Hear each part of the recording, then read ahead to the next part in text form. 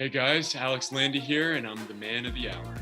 Friends, welcome back right here and right here only. After not having done interviews in quite some time, Alex Landi is our man of the hour. I could Yes. not be more excited and grateful that you said yes to me, man. Welcome to the podcast, Alex. Thank you. Thank you. Appreciate it. How you doing? You just got out of Texas. You were filming something, and Yeah. Yeah. I just missed that winter storm. I'm in sunny LA now. When I landed in Texas, it was literally 85 degrees. All the snow was gone, so I was grateful for that. isn't that crazy? I feel like a lot of times we would imagine nice weather across like some of these states, and then you get there, and for some reason we had snowstorms across like a lot of the southeast and the south. And it didn't disrupt any filming, did it? We got delayed for like a solid week and a half, so it pushed everything back. I didn't go back to Texas for like 8-9 days after. So Oh, shame. it was tough. Well, the project's wrapped. You're back in LA, and we're hanging out with you for the next hour. Alex, Good. can we start with the fact that you haven't done press interviews rather, in public in the past year? So first of all, thanks again for being here and for saying yes to me. I think a lot of that's because we have similar upbringings, and we'll get into a lot of that a little later. But second, why did you decide that you weren't going to do interviews for a little while? It was mainly just because of what's been going on. I'm just like everyone else. It's just been tough. We've heard this a million times already, but it's tough. And I'm not just talking, not being able to work physically. I'm talking about mentally too. I mean, the toll it's taken on me personally, mentally, has been pretty rough. So, taking, the silver lining of it all is I've become way more appreciative of the close ones around me, my family. I'm very fortunate that everyone's still alive. I'm never going to take for granted sitting in a restaurant again. I'm not going to take meeting up with my buddies. The silver lining is, we're appreciating the things we always took for granted. So for me, that's what I'm taking. Yeah, it was a hard year, and it still is kind of a tricky one. I'd say it went from like being horrendous, this world and what we were going through, to now being more of like, all right, I think we can handle it a little better, and I think there's some things that are in the works that are going to help bring some positive light. But for you, dude, I think there's a lot here that when you're an actor and you're having project by project, you're always in the light. People are still watching Grey's Anatomy nonetheless. Like when you're not taping, dude, people are still watching you. And it has a lot to do with like. I had some people come up to me saying that they were able to finally catch up on all 17 seasons in the past year. So there's another silver lining. Yeah. You know what I mean? Sure. Oh my gosh.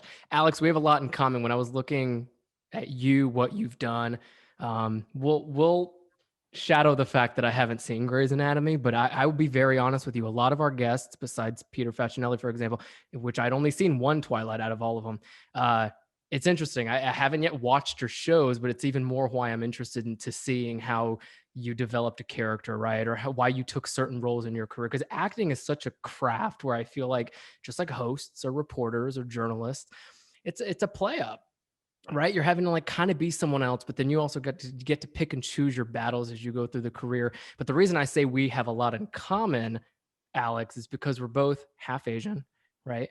And every time I tell people the term hapa, they always like look at me with their eyes crossed like that. I'm like, what are you talking? What are you saying, bro? Right. I don't know how many times I've heard that. What's a hapa? Right. And I'm like, can you guys get with the program? We'll talk about the program a little later because I feel like our backgrounds have a lot to do with it. But you're Korean and American, and I'm Japanese American. But you're also from New York City. So your upbringing was probably a little different than mine. I was born in Japan and had been between the US and Japan like every 2 or 3 years with the Air Force.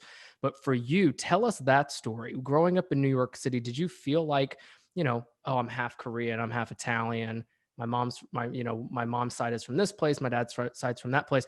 Or did New York City always have that melting pot vibe for you?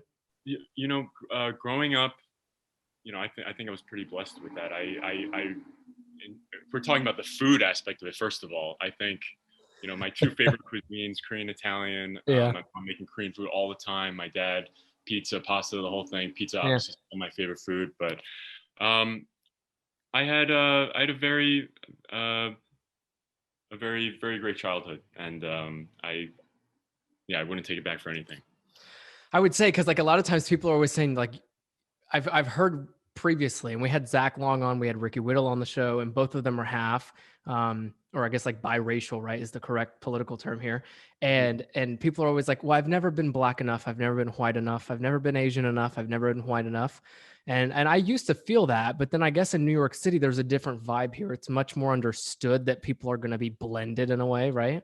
It's a huge melting pot. I mean, you see everyone from all different backgrounds, all different races. I think in New York City, I don't think you really see the negative sides of Mm. it as much as you would in some other parts of the country. So yeah, I think growing up in New York City in that regard was very great.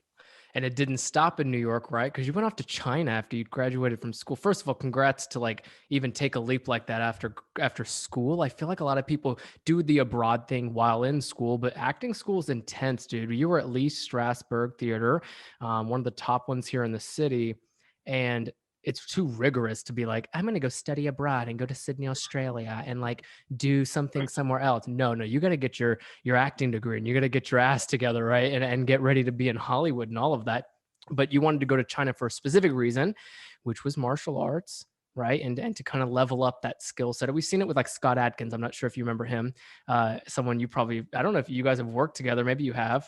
No, not yet. No. Oh, we'll have to make the introduction, dude. I've interviewed him in the past, and like something about these martial arts guys, you guys have a different thought process when it comes to how you want to pursue acting.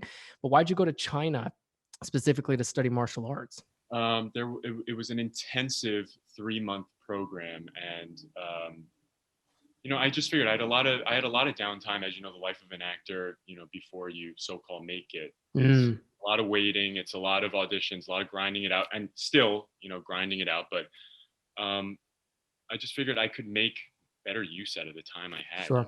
I'm waiting in between auditions. I really felt it was kind of unproductive, and I, aside from learning a new language, I really felt that physicality of being able to bring martial arts into my arsenal was definitely needed at the time. And I'm a big planner, so for the future, I was kind of anticipating that That's the hopefully. Korean in you. Type Exactly. A. Type A means type Asian. I Yeah, always tell people that. exactly. So, I'm saving time and I'm preparing for, what hopefully may come down the line in the future. And uh, unfortunately, I haven't been able to use the martial arts set yet Yeah. in acting, but hopefully, But you might. Here's where you got a little taste of it, or how we got a little taste of your skills. I want to talk about the Netflix show Insatiable. Dude, so when I saw the stripper scene, first of all, first time in a long time that so Magic Mike was one thing, right? But like to have one solo dude on a stage doing like a strip dance, but to be that right out of all of that, we saw some of those martial arts skills, right? Like, was that hard learning how to choreograph and everything? You probably already knew how. I will tell you, when I was going out for that part, the only thing I heard was, are you comfortable, dancing? I didn't know it was going to be, stripping with with some speedos on. I did not know that. Obviously, after I got cast, then the details started coming to light. But um, yeah, I mean, Dude. but as an actor, it was something new, something refreshing to say the least. And I welcomed it with open arms. And the process of that was pretty grueling. It was dance choreography classes. There was also another Brazilian martial arts class that I had to take. So yeah, and that was the first time. I'm not a dancer. First of all, I have no dance.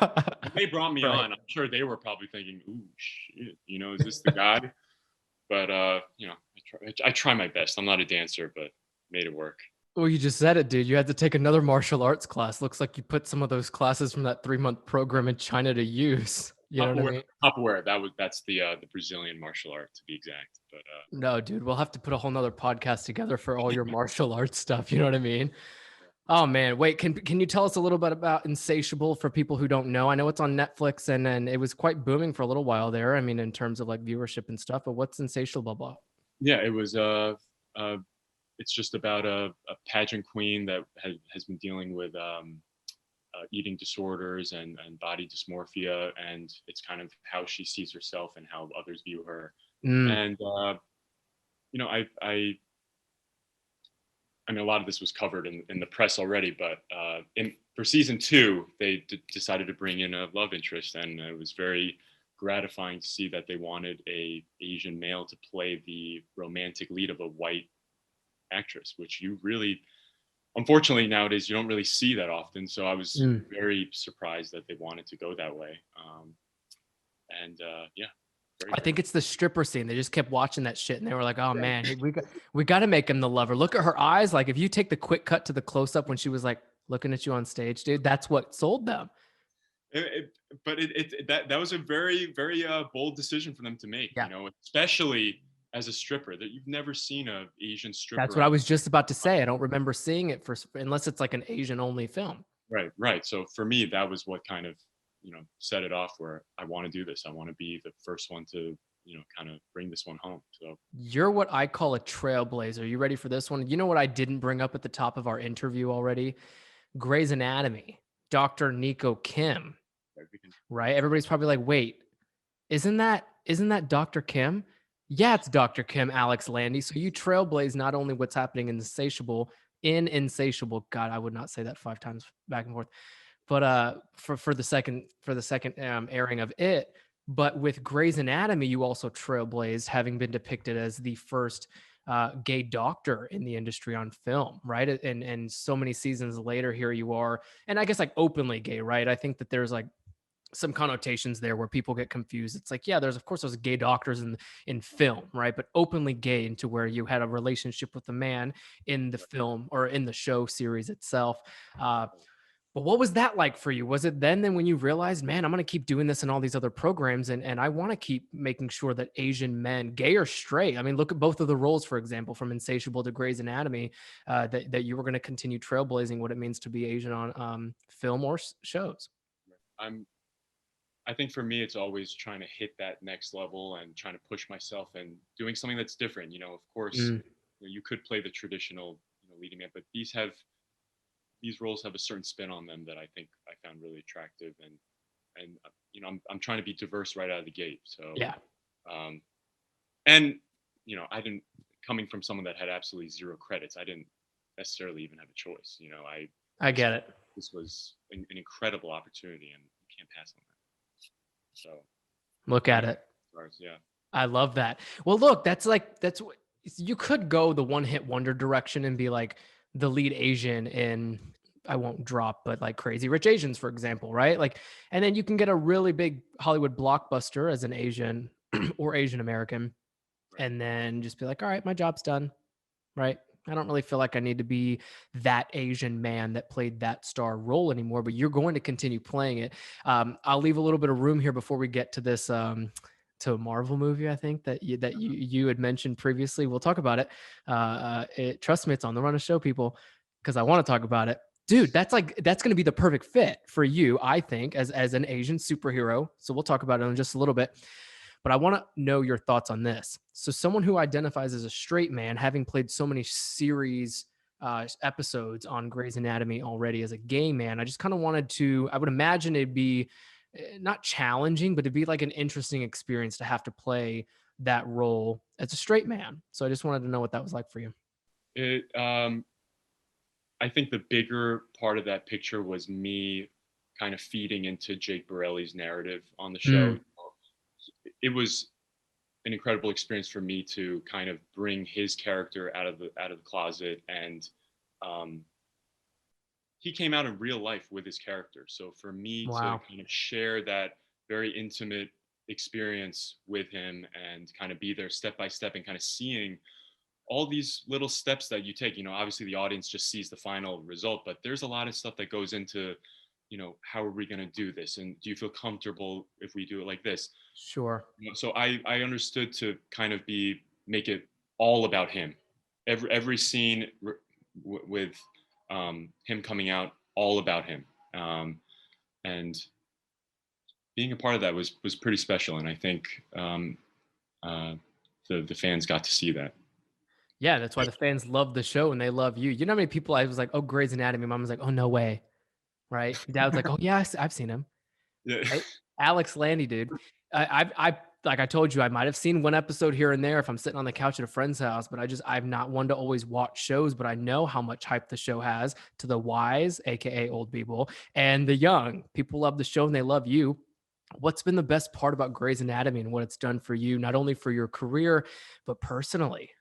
Um, well, I first got on the show back in 2018, so I was 25 years old, and for me, I didn't have any credits. I was just grinding it out, driving around, going to every audition I can scrap up, and um, I think it was more so what I felt was going from absolutely nothing to all of a sudden being thrust into the greatest medical drama of all time, Mm, as the first Asian male doctor. And on top of that, I'm trying to fill in the shoes of Sandra Oh, the other yeah.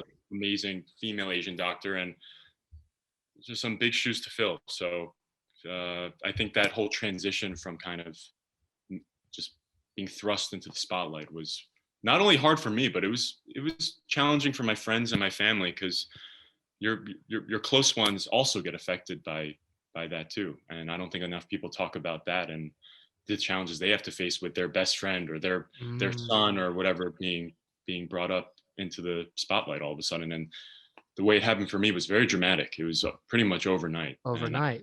I got the job, and I was out in LA 2 weeks later already. With a backpack, dude. You went Oh out yeah, there not even knowing if they were going to keep casting you, I remember? bought a I bought a I did a self tape in New York, and I flew to LA literally the next day by 2 p.m. and bought a one-way ticket. And That's when life grabs you by the seat of your pants.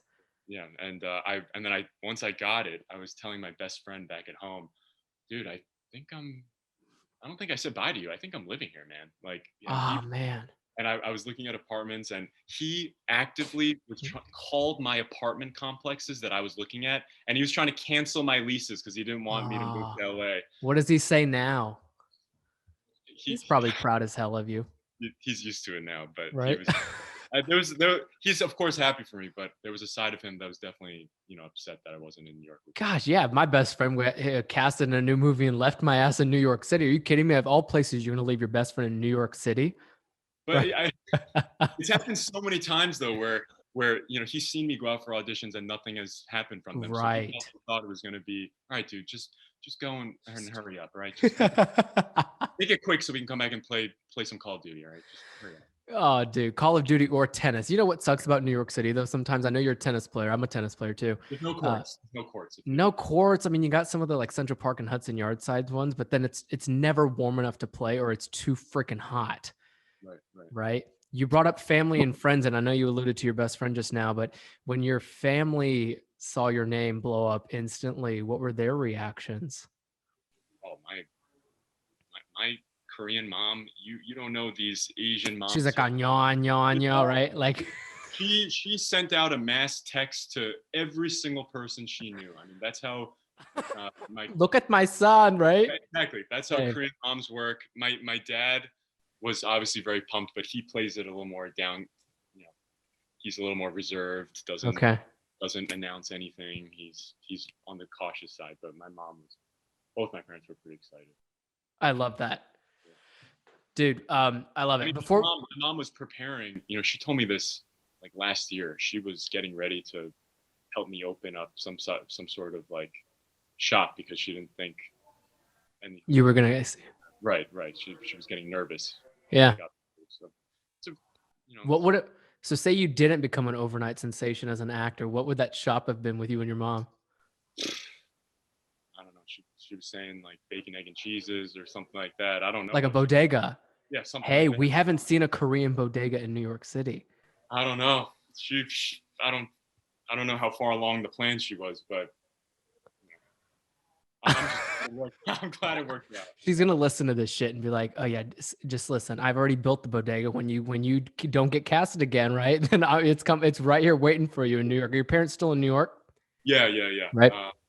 Yeah, they're on East Coast. Yeah, I haven't seen them in a long time. I haven't seen anyone in a long time. Really? Yeah. Oh, dude. Aside from work travel, that it's pretty much, my mom got the vaccine today though, so I'm pretty pumped about that. Oh, yay, mom. Good. I was pumped about that. I'm sure you'll see them soon, dude. That's just part of growing up sometimes. I keep telling my brother, and we haven't seen our parents too much either. And it happens, but you can't let it happen too often for too long. How about that? You know what I mean?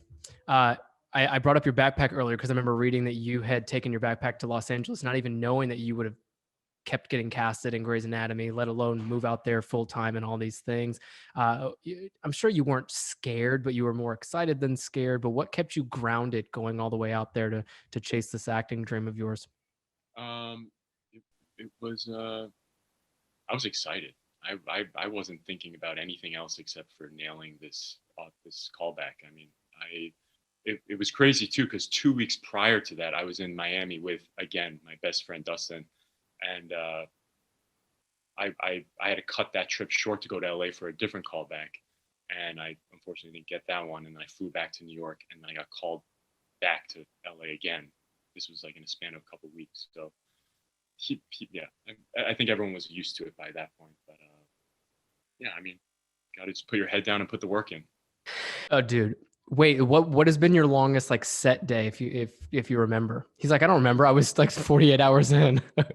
Surprisingly, not very long. Grey's Anatomy is the most well-oiled machine, and I'm sure you Nice.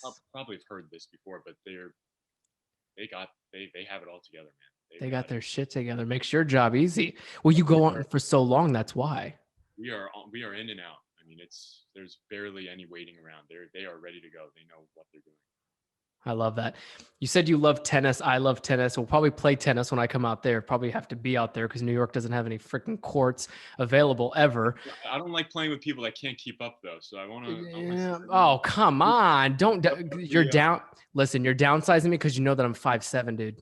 Oh yeah. That's what it is. Taller people, like you would probably whoop my ass, but it's because tall people are better because you guys have like, you don't have to stretch yourself around the court as much. And then go for the serve coming down instead of, more. I have to jump and get above it and then come down, but I'll serve you out. Give me like, yeah, we'll have to warm up for about 3 hours though. I bring up tennis because did you ever think your agents might want to cast you in like a tennis player role? I mean, listen, the Wimbledon and Australian Open, those things are still very, very popular. I wonder if there's movies around that. That would be incredible. I would love to incorporate a skill that I have into a TV or film show. I never even thought about that. That would be honestly awesome. I should just be your agent. Agent, you hear this one? It doesn't even have to be like an actual tennis player. It could just be a hobby as the character, and like you could be in the Hamptons or something, just playing tennis on the weekend in a romance comedy. Yeah. Oh wow, we either just conceptualized the net. Dude, we either just conceptualized your next Netflix show, or we got to get your agents on board. So I'll call them in just a little bit. Also, getting back to what we said earlier, you see what comes out of these fucking conversations. But great ideas. Great ideas come from great conversations. I remember you, and here we go back to representation for a moment. I remember you saying that you did want to redefine how the film industry views Asian actors as leading men, right? And I think that doesn't happen often enough. And when it does happen, it's short-lived. You look at Crazy Rich Asians. Okay, people watch it on their United flight from LAX to LaGuardia. That's fun. But for so long, it's like, why do you think that those types of films and shows are short-lived? And it goes to my next question, which I'll ask you just about in a little bit, which is just overall Asian representation and why, especially people like you and I who come from both sides, so we see both sides essentially. But why do you think that some of these films and shows might have been short-lived? Again, like they blow up, oh, Asian movie, oh, Asian lead, and then they kind of disappear.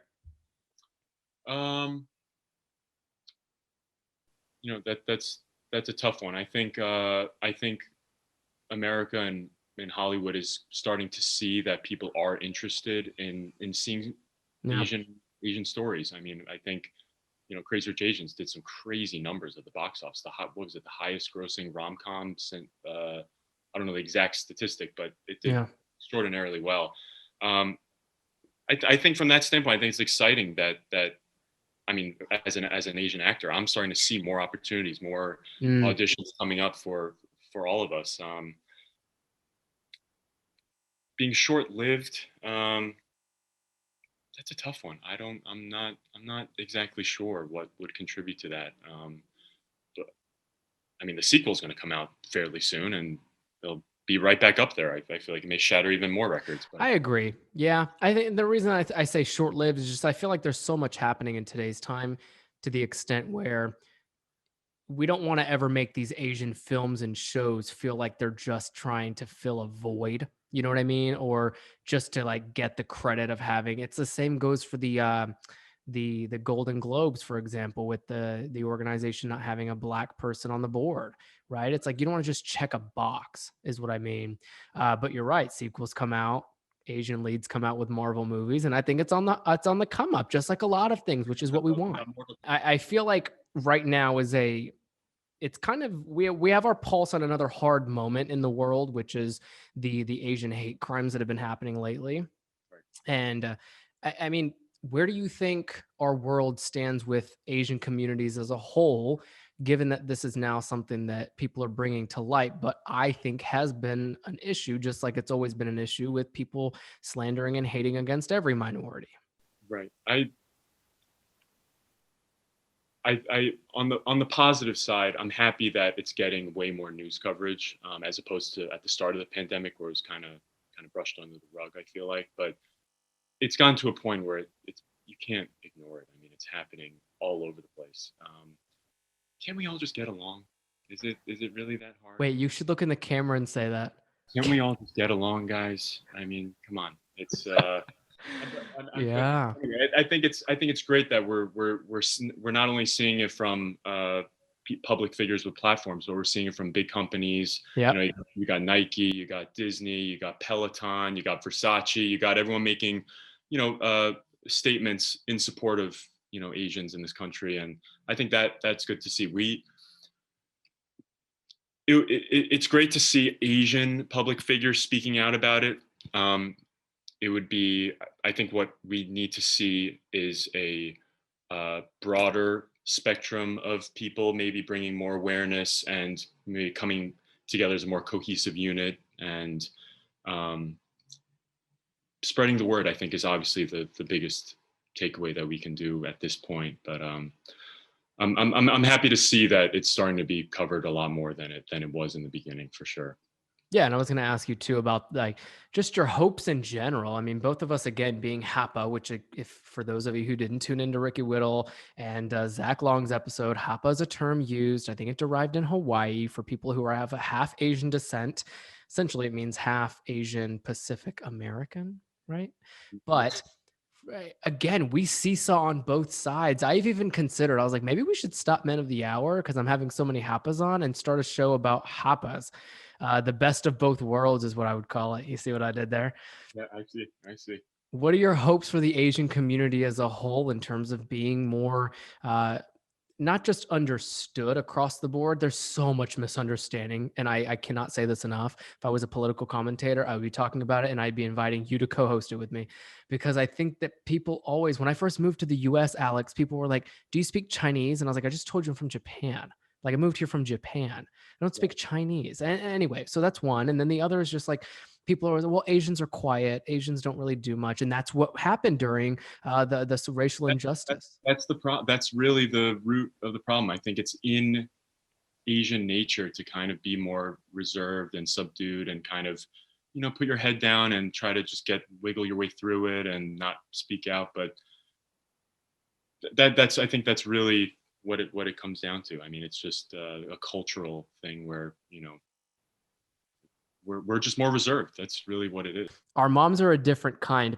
Have you ever heard the term tiger mom? I have not. Stop. Explain, elaborate, please. Alex, no. Wait, you've not heard tiger mom? Like yeah. Okay, so it's a term used for mothers. He's like, Justin, I seriously don't fucking know, so tell me.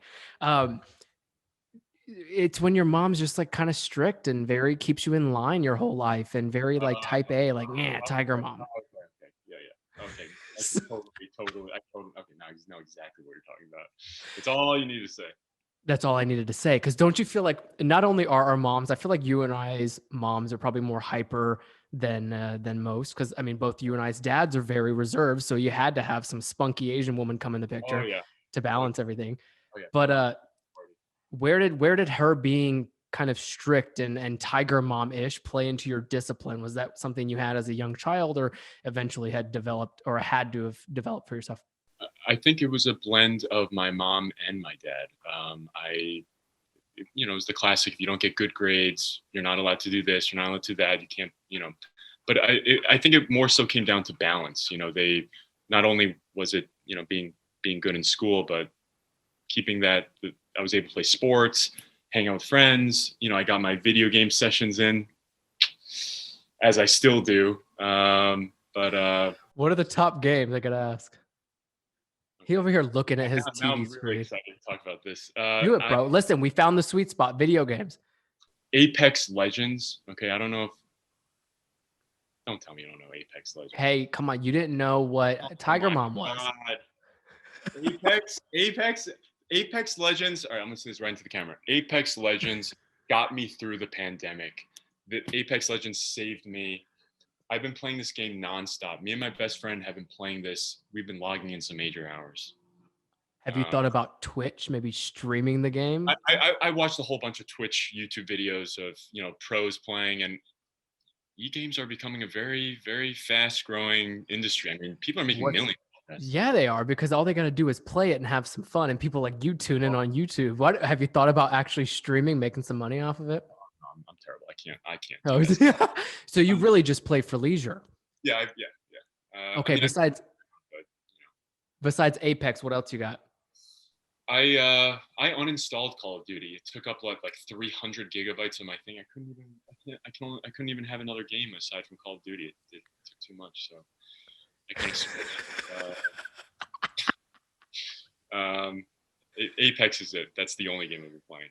Listen, you sold us on Apex when you looked in the camera and told people that that's what got you through the pandemic, man. And that's aggressive. I don't know, but hey, you like what you like, right? I always tell people, I'm like, if you like something, don't apologize, bro. Apex is it. I gotta go find out what it is. I haven't even played video games in a while. This podcast got me through the pandemic, panoramic, Panasonic, whatever you want to call it. Oh yeah. Oh man. You modeled for a minute. Yeah, it was cool. It was really exciting. I've obviously never done a magazine cover, but I was doing modeling here and there out in New York before I started acting, but nothing crazy. Do you think the two go hand in hand sometimes? I feel like a lot of actors are models and vice versa. Oh yeah, that's what was kind of keeping me afloat financially for those few years. That was it. I was doing castings for modeling. I was going out for auditions at the same time for acting. So they feed hand in hand. You will find hundreds of people, thousands of people. So gotta keep working until you hit it big. That's it. And you hit it big, dude. You're on your way up, and you're already up there. You just got to keep climbing it. Like you said, you always want the next best thing for yourself. Because professionally speaking, I think a lot of people are like this.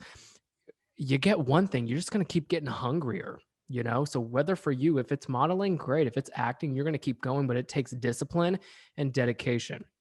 So I want to ask you now, anybody who's listening who might be struggling with that or kind of feeling like they're out of reach with discipline and dedication to their craft, do you have any advice for them? For me to find inspiration, the key is for me to keep working on yourself. If you focus on working on yourself, and when I say work on yourself, I'm talking go to the gym, meditation, eating healthy. If you focus on making sure that you're good, you're not as focused on the anxiety of what am I getting next? When is the next audition coming in? Oh my God, where am I going to be 5 years down the line? For me, as long as I kept making myself better, making that a primary goal, everything else kind of fell into place. Well, it's about being whole, right? There's this idea that people feel like everything is kind of separated and stagnated around their life. And I always think to myself, I'm like, yeah, but what if your life was just one thing instead of like work versus fitness versus food versus personal shit? Like, no, create one wholesome version of Alex Landi, and that's what you're doing. It's clear as day, dude. You wouldn't be modeling if it wasn't, right? If I could model, I told you I'm 5'7". I think I'm 5'6" even. So when we play tennis, bro, like you'll see, the shorter you are, the less opportunities you have to model, and that's okay. I'll go model for Gap Kids, but you keep being on these covers of magazines in West Hollywood for me, okay?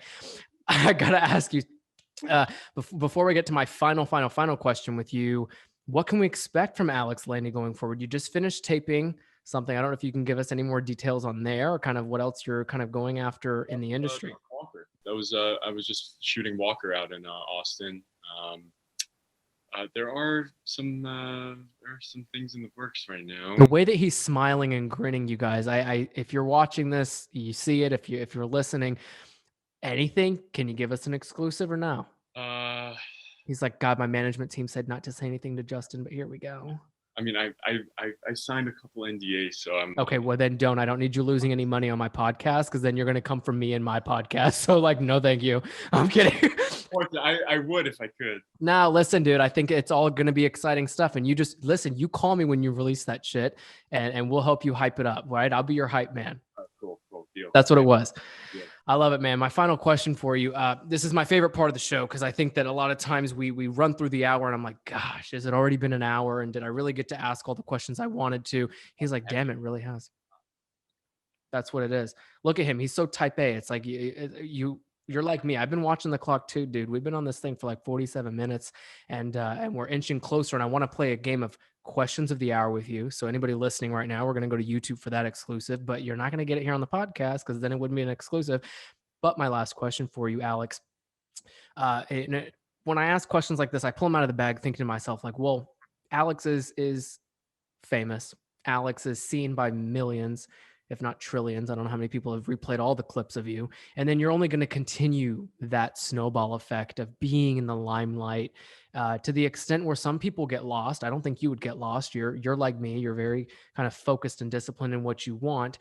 But is there anything, especially after being a hot sensation on television screens, is there anything specific you feel like you want to give to people, like your fans, your followers, and the world watching you going forward? Well, I just hope that I'm doing the role justice. I mean, I'm my harshest critic. I don't really like watching myself. I don't watch my stuff after I do it. I just feel, I don't know. But I mean, in regards to viewers watching, I just hope that I'm getting the job done. I hope that my objective in the scene or the show or the film is in line with how I'm portraying him. Yeah, I just hope I'm doing a good job. That's pretty much all that it is. No. So I just hope I stay employed. That's. You are. You ready for this one? Because you're going from gig to gig. I just met you and I'm proud of you. So I think you're doing a great job. Alex, our time's up here on the Men of the Hour podcast, but we're not going to stop the fun here. We're going to take it over to YouTube for a questions of the hour segment I have ready for you. For those of you tuning in right now, thanks for being here. I really hope Alex Landi's story inspired you just as much as it inspired me. We had a lot of fun here. I think it's interesting. Every time we bring guys onto the show, I swear to God, we become they become friends of the show instantly, because you guys open up about so much. And it's almost like after you spend an hour with someone on a Zoom call, you don't really have a choice unless you don't want to get to know me. So like, I think you wanted to get to know me. Follow Alex on Instagram. You can find him, Alex Landi, AlexLandi. I think it's 7, right? On Instagram. And trust me when I say you won't regret it. Even if the only thing you pin and favorite is that shirtless modeling West Hollywood cover, it's all there for you. And then all of his latest will come up as well. Until next time, thanks for joining us. And I hope he inspired you again just as well as he did me.